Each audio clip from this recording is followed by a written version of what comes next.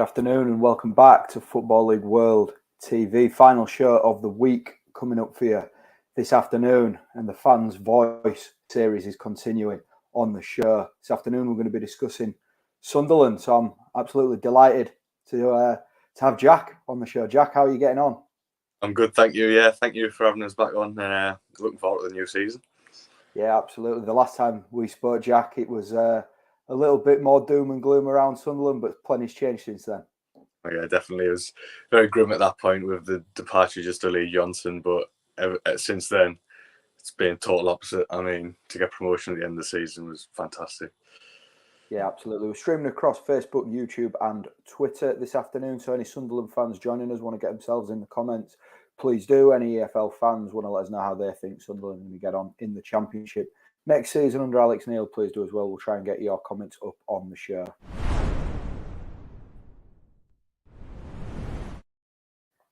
So then, Jack, we're going to be discussing the upcoming season, but it'd be rude not to look back on sort of maybe the last 4 months maybe and what was a memorable end to the 21-22 season. You got there in the end, out of League One, promoted at Wembley. Must have been relieved. Oh, yeah, definitely. Going there, it was just nerves. A lot of people tipped us as favourites to go up with, saying you've got to beat Wycombe, but Wycombe aren't any easy pushovers, so the nerves going in, that was really, really tough. But when that Ross Stewart goal went in about the 79th minute, that was it. That was the relief. We knew we were finally back in the Championship. It felt like we finally had our club back, and it was the happiest we've been in the past 4 or 5, even probably the last 6-7 years.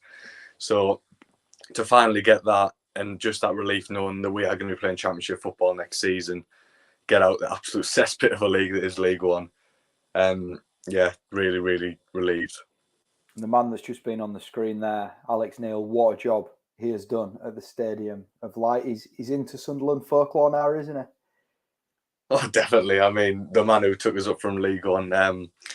When he originally came in, obviously there was a lot of talk surrounding Roy Keane. So at the time, after the Roy Keane drama happened and then getting Alex Neil in, a lot of fans were quite underwhelmed with the appointment. But then you look at his record, obviously he won the playoffs with, I think it was Hamilton in Scotland. Took Norwich to the playoffs in the same sort of way he did, taking over halfway through the season and just gone in a rich vein of form and shooting us up for the playoffs. And he did that exact thing with us to go on, I think it was a 15-game unbeaten run, only losing his second game in charge when he didn't really have control of the team, and then went unbeaten all the way from March through to the end of the season.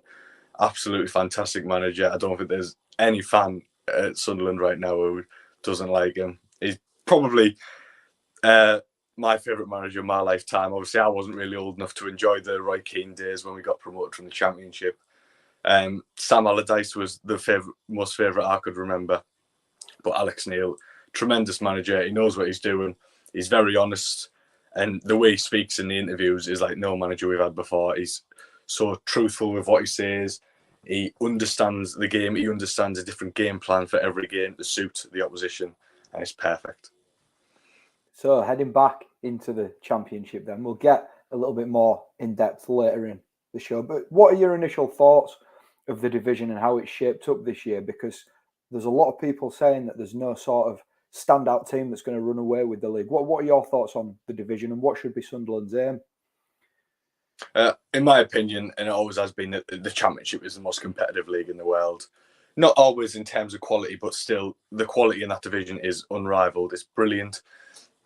But the competitiveness, the fact that anyone could beat anyone on their day, it's really tough. And I see what you mean with no one can run away with it. Obviously, you've got Norwich, Watford's coming down, and it tends to be a lot of people would say them to go back up, but maybe not as much anymore. There's a lot of teams, for example, like Middlesbrough, Sheffield United, who could push up for promotion, and even the teams who've come up could really challenge and stay in the division. And there's a few teams who are circulating around the relegation.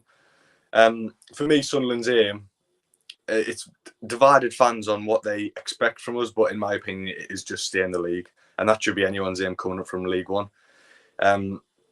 Obviously, it's a very tough division. The step up from League One to the Championship is arguably the biggest. So just to stay in the league and get stability, because the aim, obviously, for the football club is to get back into the Premier League. But first of all, we need to make sure we're solidified in this league. So stay up and then push on next season with more funds. I'd be happy with. I'd expect about a mid-table bottom half finish for us, but we could finish 21st and stay in that division, and I'd be happy.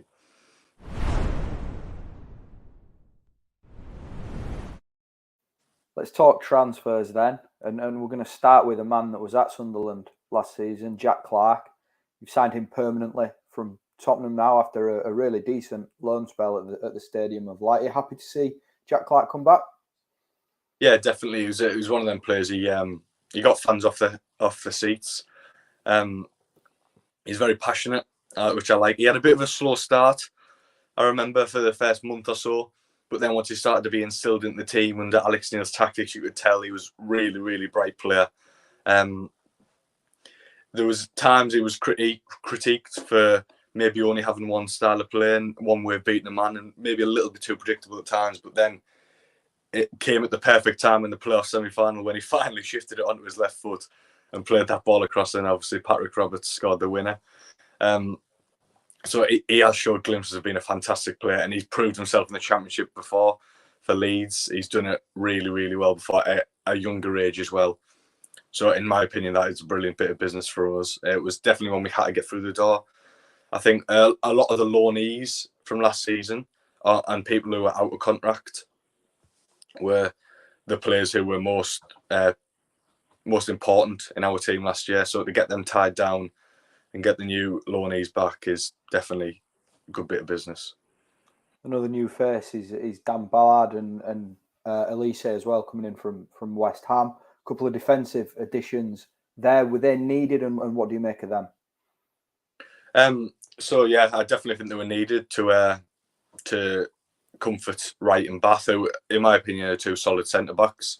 Ballard obviously played for Millwall last year. Played a lot of games for Millwall, the team who were pushing to get into the playoffs. So I think for us to sign him on a permanent deal as a newly promoted club is a fantastic bit of business that's gone really under the radar, in my opinion. He's proved himself as a solid centre back, a good ball playing centre back. And as for Elise, I remember when it got announced, there was no rumours at all that he was going to sign for the club. It totally came out of the blue, which I liked. A lot of fans hadn't really heard of him before, myself included. But I did see the reaction from a lot of West Ham fans. They weren't happy that he'd been sold.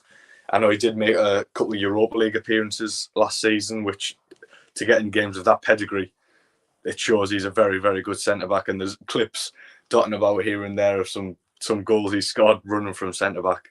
He's clearly a talent, a young lad, 6'4", I think he is. So I'm definitely happy with that. And now we've got 4 centre-backs in now, along with Wright and Bath.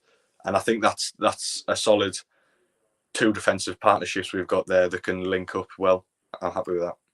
Of course, Sunderland haven't landed every target. Charlie Cresswell at Leeds was one player linked. Jack Rodoni as well, who's ended up at Huddersfield. What other business do you think needs to be done in terms of incomings for Alex Neil, and maybe even outgoings, any players that you'd like to see shifted on? In my opinion, the one that we need to get through the door, which is looking like it could be a done deal from reports, is Nathan Broadhead. Of course, I think he scored 10 goals for us in about 20 games last season. The worry is he is injury prone. He did have 2 relatively long-term injuries last season. But if you can keep him fit, he's a naturally born goal scorer. Obviously, Everton have been in a tour of America. And while Lampard has had games where he's played 22 players in one 90-minute match and he hasn't featured, he's clearly not part of his plans. I feel like the perfect place, Nathan, is to come home. He's a fan favourite, definitely, and a lot of fans will be happy to see him through the door. As well as him, I do think we need another striker, because at the moment we have only got Ross Stewart as a fully fledged number 9 in the books. So there's another name flying about, Troy Parrott, which I'd like to see a bit of, but I feel like we could do a little bit better and get another one through the door. Maybe someone who was a similar mould to Ross Stewart, whereas Troy Parrott, I know, prefers to play as a number 10 sometimes. But I think we need to strengthen our fullback areas. Obviously, only one left back at the club who was proven himself to be a comfortable left back is Dennis Serkin, so I think we do need cover of him. In the right back position, we do have Try Hume, and obviously Carl Winchester can do a job there, but there's question marks on whether he can make the step up. Niall Huggins has got a current long-term injury, which could see him out till the new year. So we definitely need one fullback either side, in my opinion, and another central midfielder to push Evans, O'Nien, Matete, the likes of that. That's that. I think four or five new faces through the door is what we need to really have a solid championship squad who can stay in that division and compete. One man you just sort of mentioned briefly there then, Ross Stewart, will come on to him next. The hero, really, of last season. Scored at Wembley, you could see how much it meant to him. Stepping up a level, do you think he's going to deliver, maybe not similar sort of numbers, but do you think he'll deliver the goals in the Championship? I'm 100% confident he can deliver the goals in the Championship. He's proven how good he is in League One in his first full season in League One. And what I like about him, he's not just a goal scorer. We've had players like Charlie Wyke in the past who he did have a 28-goal season the year before he left us, but apart from the goals, he didn't bring a lot to the squad. Whereas Stewart's link-up play, ability to create space, ability to bring other players into the attack is unmatched. He's a brilliant striker, my favourite player from last season. And I think 26 goals, including the playoffs last season, you can't argue with that. I do think he'll definitely be able to make this step from the Championship. I know there is supposedly interest from Rangers. I think if we can fend them off, obviously he has got another year left on his contract, so the contract isn't the biggest worry. We just need to fend Rangers off till the transfer window closes. Then I'd start to open contract talks, and try and get him signed down to a new long-term deal, because I'm 100% confident he'll lead the line brilliantly next season and he will shock the Championship.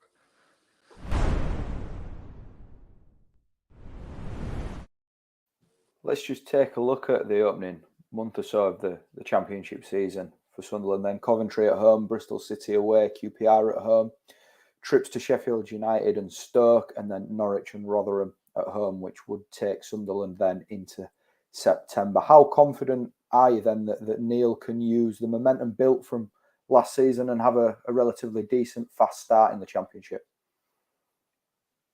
Yeah, I'm definitely confident going at the start of the season. I think playoff momentum is something that can really happen. Obviously, it's only 2 months since the season finished for us. So I feel like our opening games, although they're tough, I trust Alex Neil to get some points out of them. I feel like he'll set our squad out how it needs to be set out in order to get victories and a point here and there. I think our first real big test, which I think will be shown on Sky, is Sheffield United away on the 20th of August, I believe. Because in my opinion, they're going to be a team who really, really are going to be pushing for that promotion. The likes of Coventry, QPR, Bristol City, no disrespect to them, but I feel like they're teams who we could compete with next year, whereas Sheffield United, I can really see them at the top end of the table. And then just, I think 7 days later, we've got Norwich City at home as well, which is, again, a really tough game. They're just relegated from the Premier League. They're the first newly relegated team we'll face at home on Sky again. So I'm confident we can get a few victories. I'm expecting to see a few defeats, and I'm hoping fans won't turn too quickly, which we've been prone to doing in the past sometimes, because it is a tougher division. It's not League One anymore. It is ex-Premier League footballers who were not long ago played in that league, and also very, very high-quality Championship players who we're going to be playing against. But I'd be happy with 1 or 2 victories in July and August and a couple of draws here and there, just to stabilise ourselves and get used to the division once again, and then maybe have a little bit of a push. So you're not going to predict a playoff push for the coming season then? Nah, I feel like it is. I'd love to. I'd snap your hand off, but I do think it's slightly unrealistic. I don't think the squad, it could change. There's still another month and a bit left of the transfer market, but I don't think the squad right now is big enough and strong enough to compete right up there. You could see a surprise. We've seen some in the past with the likes of Luton and even Millwall pushing there. Maybe not expected, but I would be shocked to see us up there. And again, I'd really just be happy for a mid-table finish. I really would. I'd snap your hand off of that, let alone a playoff finish. But I mean, if that's the opportunity Alex Steele can offer, then I'll take it. I know it's difficult to sort of put a number on it at this stage with the ball not even being kicked, but I'll push you. Give us a number then, 1 to 24. Where is Sunderland going to be? I'll say bang in the middle of the bottom half, about 17th, I'll say. I think just comfortable enough for relegation with about 5 games to go and just a solid position for our first season back.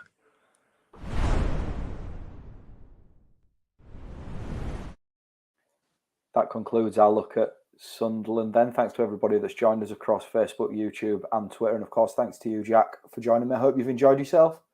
Yeah, it's been brilliant to be back on, Alfie. Thank you. Not a problem, mate. It concludes a really busy week as well on Football League World TV. Plenty of shows, which is going to continue into next week as we dive down into League One for the fans' voice, and also look ahead to the EFL kicking off next Friday with Huddersfield against Burnley. So plenty to look forward to on the channel. But between now and then, have a good weekend and look after yourselves.